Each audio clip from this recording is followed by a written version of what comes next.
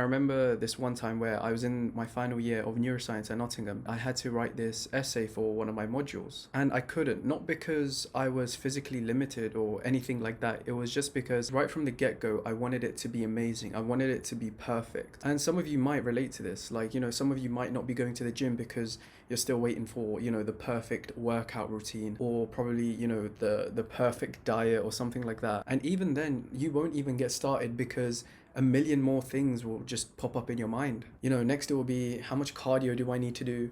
How many grams of protein do I need to get, throughout the whole day? And what you do is you just keep writing all of these things down to just get the perfect, holistic gym routine. And somehow you convince yourself that once you get everything written down, that's when you'll start. That's when you'll actually go to the gym. But believe me when I say this, like, that doesn't happen. Now, I live by this mantra, which is start now and get perfect later. But eventually I did get started on the essay. But now I'm thinking about all that wasted time, when I was procrastinating and not getting the essay done. At least if I had started earlier, I would have had something to show for, something to edit, something to finalize and actually submit. But the idea of having it perfect right from the start was something that really just crippled me. Now, I'm happy to say, like, I don't do this anymore. And in not doing so, I feel like this massive weight has just been lifted off my shoulders, and it feels pretty good. And this is what I want to help you with. If you're a perfectionist and you find yourself procrastinating, not getting things done just because you're waiting for that opportunity, that perfect moment, or you need to wait for this to get started, but that never happens. And that's what I went through. So in this video, I'll go over what I did to help myself get out of that situation. Someone who stops fixating with, the end goal, but actually gets started on the task at hand. So we'll first start off with what is perfectionism, and then we'll look at some actionable steps you can take to overcome perfectionism. Now, lastly, I'll share with you some of like the resources that I use to help myself stop being, such a fucking perfectionist all the time. Let's get into it. So what is perfectionism? So perfectionism is the reason why you're procrastinating, the reason why you're overanalyzing social situations, and why you might feel like awkward because you want it to be perfect. So in a nutshell, it's essentially striving for extremely high standards, and when you don't meet those standards, you just feel like shit at the end of the day. But why is perfectionism so bad? So chasing these unrealistic expectations and standards, you feel inadequate, you feel like you're not, capable of doing something. And it can even lead you to not even getting started on tasks, like I did. Okay, so then why is it so important to overcome perfectionism? Because doing so, it will increase your health and it will make you more content with life. It will also skyrocket your productivity. Imagine you forget about perfectionism. Imagine like that's completely out of your head. And now you've gone to the gym and you've smashed 6 workouts. Like, imagine how good you'd feel. How amazing would that feel, compared to not even going in the first place? And that's what will get you to your end goal, whether it's losing weight or like building muscle. And remember, this is just like one specific example, but this applies to so many different domains of your life. So what are the actionable steps? What are the things you can do today to overcome perfectionism? So the first thing is self-awareness. It's actually knowing you are being a perfectionist. Now, I want you to grab a piece of paper and write down when you tend to feel like you're being a perfectionist. For me, I could say something like when it was exam season and I had a lot of study material to get through and I didn't know like how to start or where to start. That could be one example, or another example could be when I used to meet with my friends in like a social situation, and sometimes I'd turn it down because I don't know, like I'd feel a bit awkward or something, just whatever it is for you, just literally write it down on a piece of paper, just so you know like when it is you are doing it.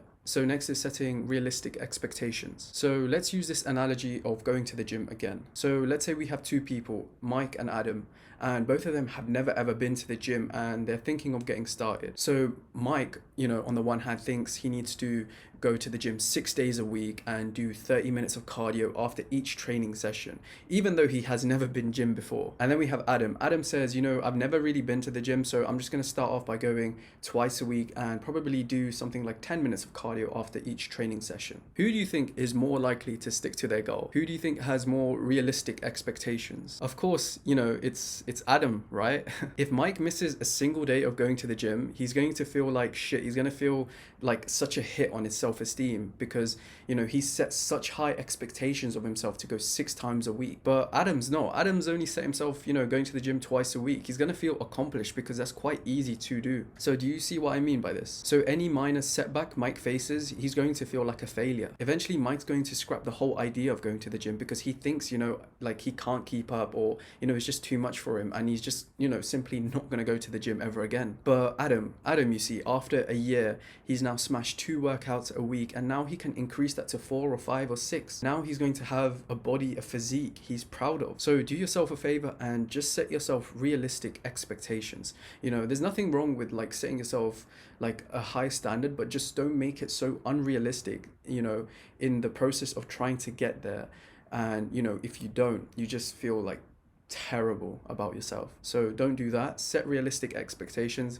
Be like Adam. So thirdly, we need to embrace our mistakes. So every single person on earth will make mistakes and they will fail. And that's human nature at its peak. When Adam misses a day of going to the gym, what does he do? Does he sit at home and cry, and vow like he will never ever go to the gym again? No, of course not. He sees this as an opportunity. Adam has like cultivated this growth mindset. He thinks, hold on a minute, like why did I miss gym? Why wasn't I able to go to this workout today? Was it because I spent too long talking on the phone with a friend?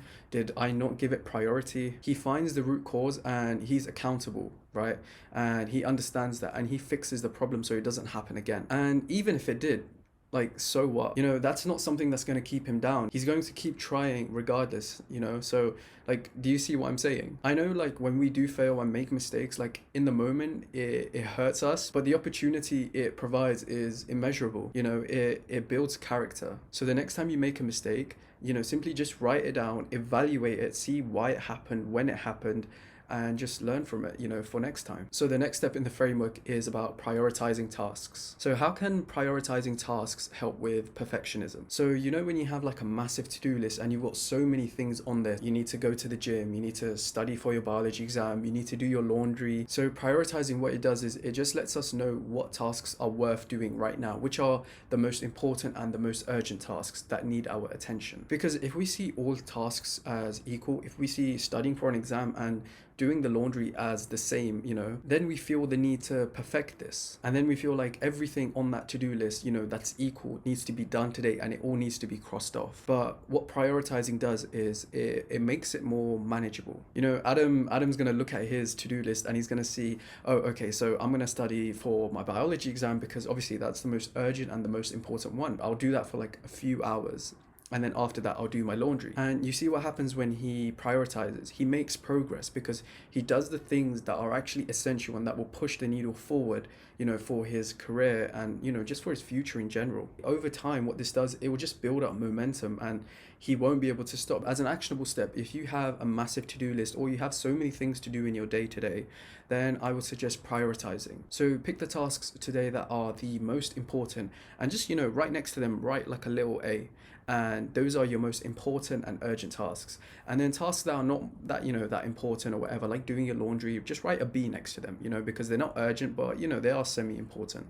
So once you cross off all your A tasks, then you can move on to the Bs. So lastly, it's about celebrating small wins. Why should you do this? Well, because it goes against the all or nothing mindset, which is unless something is done perfectly, then, it's a failure. Now, celebrating the small wins literally changes this mindset. No matter how small the progress or how small the win, you're still making progress, which is what we want, which is good. Imagine the motivation Adam gets after he studied for like 30 minutes. He studied because he's got this upcoming exam and he studied for 30 minutes. I mean, yeah, it's not like 3 or 4 hours, but still it's something. It's something he can show for. That one 30-minute session was enough motivation to keep him going. And before he knows it, he's literally sat back down and he's doing another 30 minutes. Now, do you see why it's so important to celebrate these small wins? Because this is what's going to drive him forward. So the next time you do something, whether it's only working out for 30 minutes in the gym or studying for 25 minutes, or simply like me having written only, the title of the essay or something like that, just celebrate it and be proud of how much you've done because you are doing well. So now I want to share with you one thing I do when I feel this perfectionism creeping in. So it's the Pomodoro technique, and some of you may be familiar with it and some of you might not. It's simply taking a task that you don't want to to do at all, and just setting yourself a timer for 25 minutes. That's it. So for 25 minutes, all you do is just focus on that one task and remove all distractions. What this does is it gets over that hurdle. It gets over, that fear of getting actually started on a task. 25 minutes isn't a lot. Like, how am I even going to get a good amount of work done in that, short amount of time? That's the point. Once you get started, you get into this flow state, and eventually you just won't stop. Oftentimes what happens to me is, I will set a timer for 25 minutes and I will be focusing for more than 25 minutes. Like, the timer will just start fucking buzzing off in the background, and I just still want to get work done. But, in that moment, you have to take that break. You have to, be like, okay, I've done the 25 minutes. I'm going to have like a little 5-minute break, and then I'll get back into it. If you ever feel like putting off something because it's just so big and you don't even know where to get started, or, you just don't even want to get started because that's how daunting the task is, literally take a seat and set a timer for 25 minutes and just see what it does to you, because I promise you, like, this is amazing. There's a few apps on the App Store you can use, but the one that I use is called Forest. But alternatively, you can also go on, the web browser. I mean, they've got online apps like on websites. I'll link them all in the description below. Do try it out. Okay, so I feel like we've covered quite a lot in this video. It was quite a comprehensive sort of mini guide. So we covered understanding perfectionism, and then I gave you some actionable steps such as self-awareness, setting realistic expectations, embracing mistakes, prioritizing tasks, and celebrating the small wins. And lastly, I gave you a little resource that I use, which is the Pomodoro technique, which I do hope you try out. Now, I really do hope what I've said has been useful to you, and if it has, do subscribe and like. And if you have any suggestions or comments, just like put it in the comments below, because, I'm happy to read all of them. And if there is one thing I want you to take away from this video, it's just try and implement one of those actionable steps today and just see what it does for you. Because, honestly, doing like this whole framework, for myself personally, like it's amazing. Like, you actually get work done in the day, because I know you're probably like a student watching, or you're just someone who wants to be more productive. I know like what sort of hurdles we face, because we're not very different. That's going to be all for this video, so I'll see you in the next one. Take care.